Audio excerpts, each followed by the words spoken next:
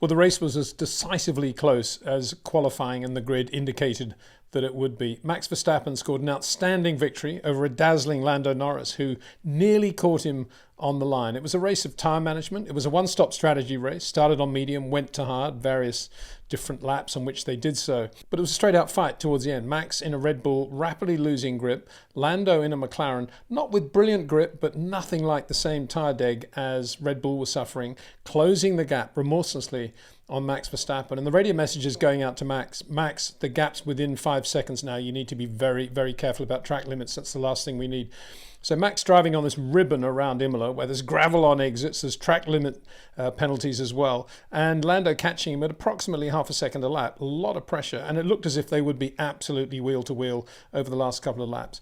But to his credit, over the last 3 or 4 laps, Max lost a couple of tenths in sector 1, but in sectors 2 and 3, he was usually right there on the knuckle with Lando Norris. So Lando was pushing hard, but over the last couple of laps, he was unable to get any closer. He never got within DRS range either. So in that respect, an absolutely brilliant piece of driving again by Max Verstappen under pressure, no mistakes. Particularly as Max and the Red Bull team in the closing laps were concerned about the energy level in the battery of the car as well. A great graphic on screen showed that Max was operating at about a 30% level, whereas Lando had about 60%. So that was obviously a lot more comfortable from Lando's point of view. And Max was given the option by the team to try a Mode 7 to top it up, but was warned by the team that if he did go there would be more clipping as well. So I don't know yet whether he did or he didn't. I suspect he didn't, but we'll find out in the next few days, and I'll try to give you that information. But let's go back to the start, because there were so many nuances in this race. But I think the overriding factor was that this was a case study in Formula One race not needing to have a lot of contrived overtakes in order to be classified as a great Grand Prix. There were very few overtakes at Imola, only one DRS zone and a very difficult circuit on which to overtake anyway. But it was a captivating race. This pressure on Max, this is what Formula One is all about. Defense and the attack by Lando Norris, just superb. Anyway, let's get back to the start, to the grid, where Oscar Piastri has got a 3-place grid penalty. I incorrectly said in the video yesterday that would be applied at Monaco. Foolishly reading the FIA press release, which said the 3-place grid penalty will be applied at the next race, and thinking that the next race would be Monaco. I don't know why they didn't say this race, or just say it will be applied. Anyway, apologies for that. So Oscar did have that 3-place grid penalty, which elevated, of course, Lando to the front row of the grid, and perhaps even more significantly, Charles Leclerc to P3 behind Max on the clean side of the grid for Ferrari. Max didn't make the greatest of starts. Lando made a very, very good start, but then Max pulled up alongside him. The road curves quite predominantly to the right off the start line. Max even made the point in the cool-down room afterwards that maybe the advantage for being 1 and 3 on the grid isn't as great in Imola as it is on other circuits. Anyway, Max did have the line going into the first corner, that change of direction corner, where he's been so good all weekend. And over the first few laps, he just pulled away. He's leading by a second after 4 laps. And you thought, wow, yeah, as close as qualifying was, this is going to be another Max Verstappen day, assuming he has reliability, of course, which is a big assumption these days, given that Formula One is right on the edge as we go towards the end of this formula, and engines and gearboxes and hybrid systems are all pushed to their absolute limit. But anyway, putting all that to one side, it looked as if it was going to be another Max Verstappen day. And indeed, right up to the first pit stop, Max's stop for hard tyres, it was indeed a race in which he'd been in complete control. But already some events had had a long-lasting effect on the face of this race. Sergio Perez, who had qualified badly after going off in FP3 at the chicane yesterday, started on hard tyres, no surprise there. And obviously he was looking to pick up track position as all the medium tyre runners at the front of the race came in for their pit stops. And there's no doubt that on the medium tyre, on which all the front runners started, the Red Bull was the class car of the field. And by the time Lando was preparing for his stop to go to hard tyres, he was about 6 seconds behind Max Verstappen. And afterwards, Lando was to say that's what lost him the Grand Prix, the amount of distance that he was behind Max in this early stage on the medium tyre. But he also rejoined just behind Sergio Perez on the hard tyres in the Red Bull, and that lost him time as well. Not a lot, maybe a couple of seconds at that point of the race, and it took Lando a couple of laps to get past Sergio. And you have to think here, why, given the strategy that they have today, it seems odd that McLaren weren't able to get Lando out or bring him in at a point where he wasn't going to be held up by Sergio Perez, but he was, and that added to the problem, and that perhaps added to the battle that Lando had in the last phase of the race as well. And with all that going on, I was a bit surprised that Charles Leclerc, who was at P3 in the Ferrari at this point, wasn't then immediately brought in with Lando stuck behind Sergio Perez to make up some ground there. But he didn't. They kept him out.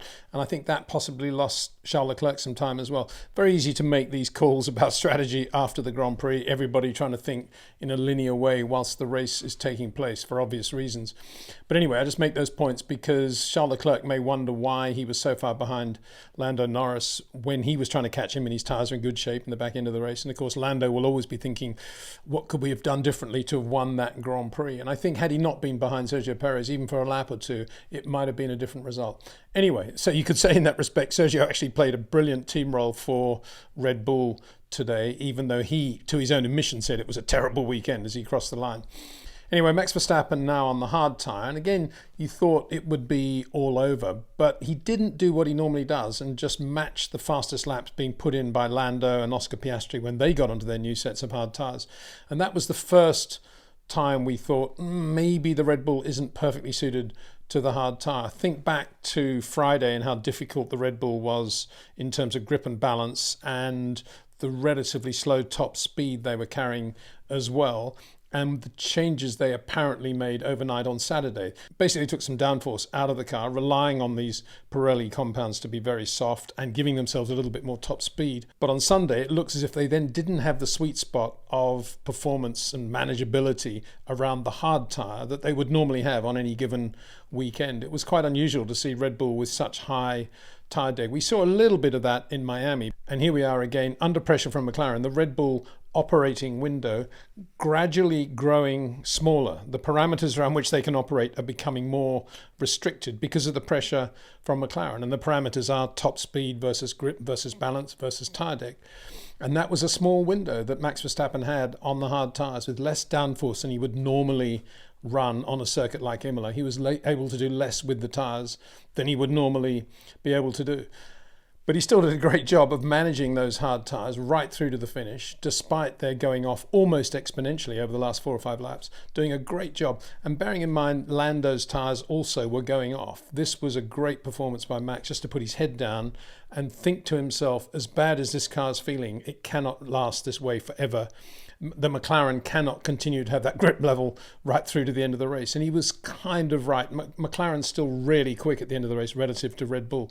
But nonetheless, Lando having to be very careful as well on the hard tyre. So it was a pressure-filled last few laps. There's a lot of lapping of slower cars at Imola as well, because it's a relatively short lap. And indeed, all but the first 10 were lapped by the leaders. So it was unusual to hear radio messages going out to Lando and to Max saying, well, you've still got 3 more blue flags ahead of you, meaning 3 more slower cars. So there was that to think about. Okay, nothing like as big a deal as it could have been if we didn't have GPS and all the aids and the penalties for impeding that we have today.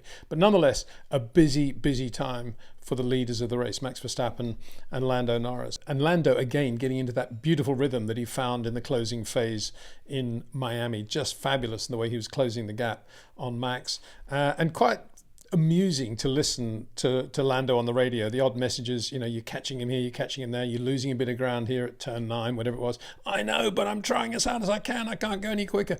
A lot of that stuff. It's good. I mean, Lando is great for Formula One. He's great in terms of his personality and the way he thinks about his racing and his responses to his engineers.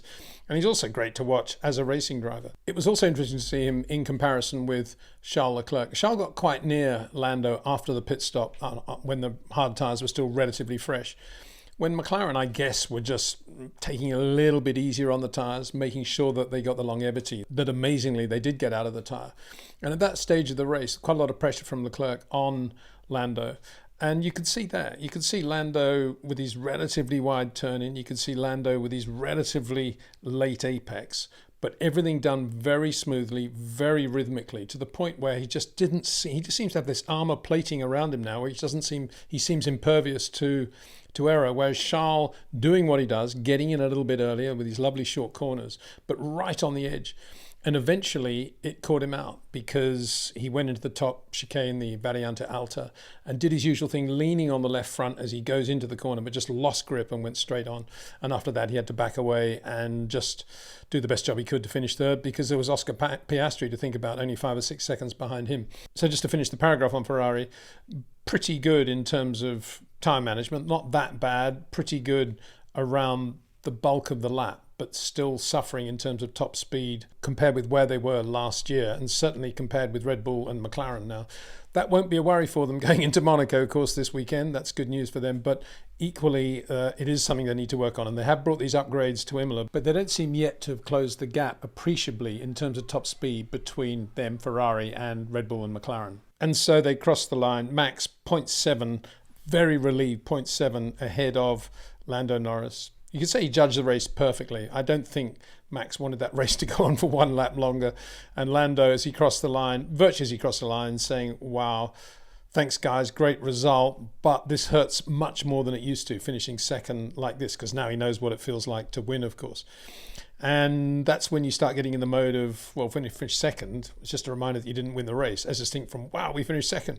So yeah, that was the new Lando Norris, and he's super competitive now, and he's going to win more Grand Prix, absolutely no doubt. The way he's driving, the way McLaren are going as well, just brilliant. And imagine if Adrian Newey goes to McLaren as well.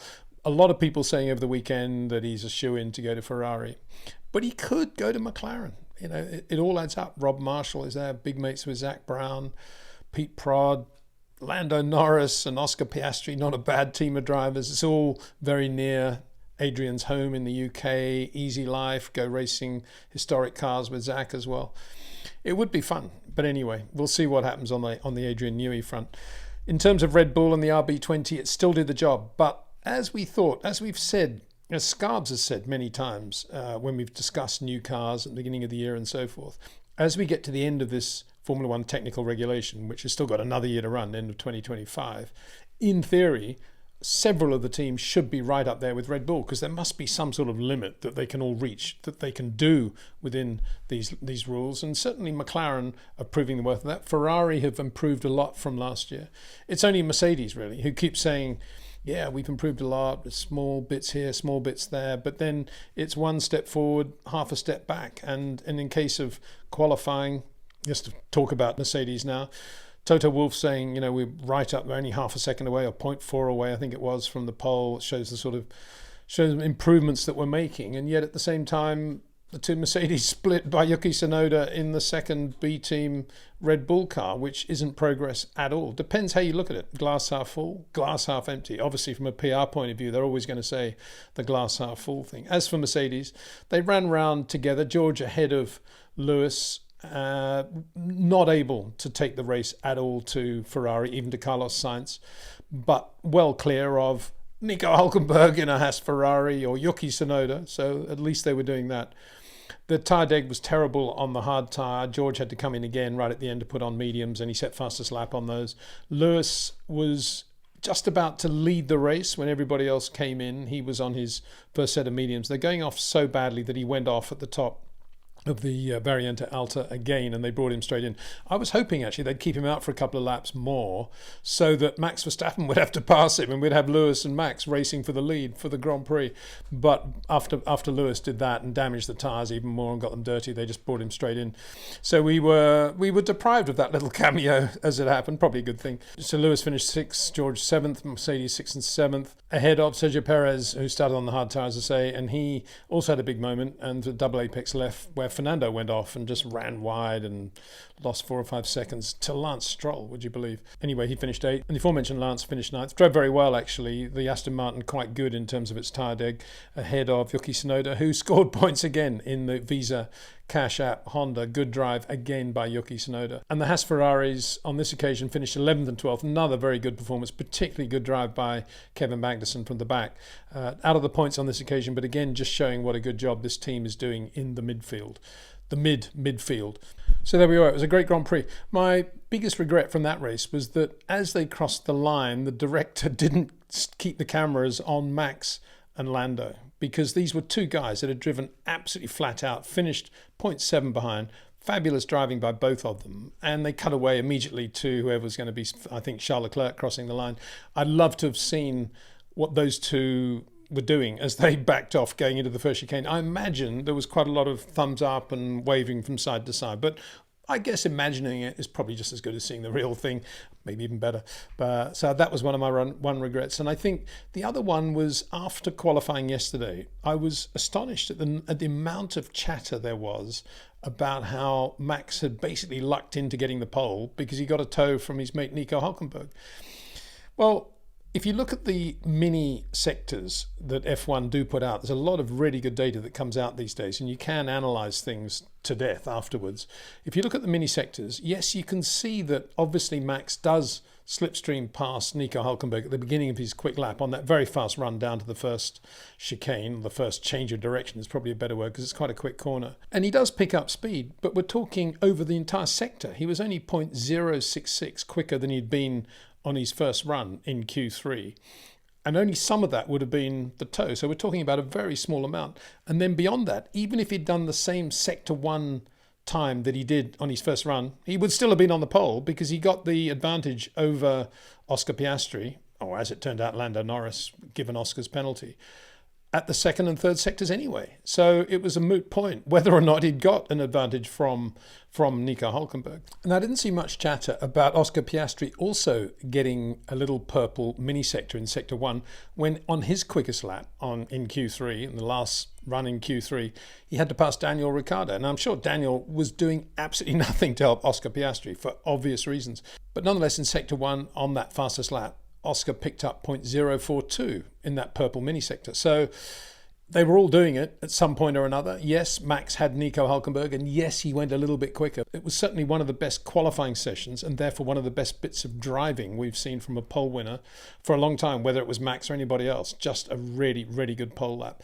So all that talk about the tow from Nico Hülkenberg, I think, is just tarnishing the quality of Max's pole lap, which was one of the best I've seen for a long, long time. And the other thing, I guess, just to finish with, is that this was a safety car free race, which I think is a good thing given all the dramas we've had recently with safety cars. It was nice to have a safety car free race, even though most of the pre-race predictions, indeed even from the teams, let alone from the pundits, all said that there was a 100% chance, excuse the oxymoron, of there being a safety car intervention. But there wasn't. It was just a straight, clean Grand Prix with not a lot of overtaking, but a massive amount of pressure and some brilliant examples of attacking and defensive driving. Anyway, on to Monaco. Big thanks to Pitbox, to Jetcraft and to OEM Exclusive for their support of this channel, and thanks to you, the viewer, too, for your support. See you soon.